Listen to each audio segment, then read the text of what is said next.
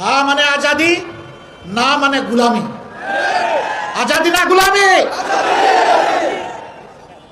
এই লড়াকু জাতি আজাদের জন্য লড়ে যাবে ইনশাআল্লাহ। আজাদি সম্পূর্ণ অর্জিত না হওয়া পর্যন্ত আমরা থামবো না ইনশাআল্লাহ তাআলা লাজিম। বিইজনিল্লাহ বিজয় আমাদের নিশ্চিত হবে ইনশাআল্লাহ। আমরা আর পুরানা দাচের বস্তা পচা রাজনীতি বাংলাদেশে দেখতে চাই না। ইতিমধ্যে যুব সমাজ এই ম্যান্ডেট দিয়ে জানিয়ে দিয়েছে আমরা বাংলাদেশে পরিবর্তন চাই, আমরা মানবিক রাজনীতি চাই, দুর্নীতি মুক্ত বাংলাদেশ চাই, ফ্যাসিবাদের ছায়া মুক্ত বাংলাদেশ চাই, আধিপত্যবাদ মুক্ত বাংলাদেশ চাই।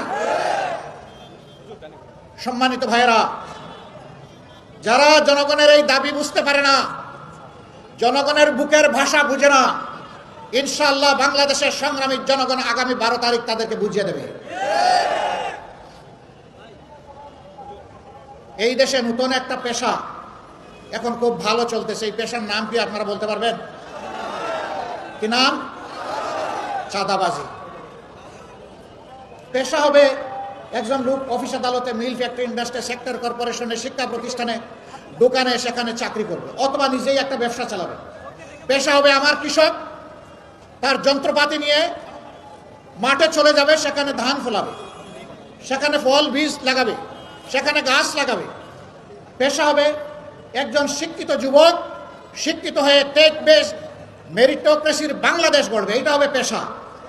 কিন্তু নতুন পেশার জন্ম হয়েছে, তার নাম চাঁদাবাজি। আপনারা কেউ চাঁদাবাজের ভাই হইতে রাজি আছেন? পিতা হতে রাজি আছেন? সন্তান হতে রাজি আছেন? মায়েরা, বোনেরা এখানে আছেন, কেউ চাঁদাবাজের স্ত্রী হতে রাজি আছেন? মা হতে রাজি আছেন? বোন হতে রাজি আছেন? নাই। আজকের এই জনসভা থেকে আমরা যারা এই পেশায় যুক্ত তাদেরকে অনুরোধ করব, ভালো পথে ফিরে আসুন। আমরা আপনাদের হালাল রুজির জন্য জায়গা করে দেব ইনশাআল্লাহ। অন্য 10 জন যেভাবে সম্মানের সাথে সম্মানের পেশায় যুক্ত থেকে দায়িত্ব পালন করে পরিবারকেও দেয়, দেশকেও দেয়, আপনিও তাই পালন করবেন এবং আপনিও বাংলাদেশের একজন গর্বিত নাগরিক হবেন। কিন্তু যদি এই পথ বাদ না দেন, আমরা একদম সাফ জানিয়ে দিচ্ছি, আমাদের পক্ষ থেকে কমপ্লিট লাল কার্ড। এই চাঁদা আমরা তো করার প্রশ্নই উঠে না। চাঁদাকে আমরা ঘৃণা করি, এটা ভিক্ষার চেয়ে নিকৃষ্ট। আমরা ইনশাআল্লাহ কারো মায়ের সন্তানকে চাঁদাবাজি করতেও দেব না। কথা একদম সাফ, এখানে কোনো রাগ ডাক নাই।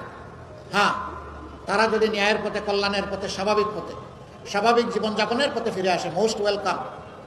আমরা সম্মান দেখাবো। আর বলবো, জানা সূত্রে যাদের চাঁদা এনেছ তাদেরটা ফেরত দিয়ে দাও।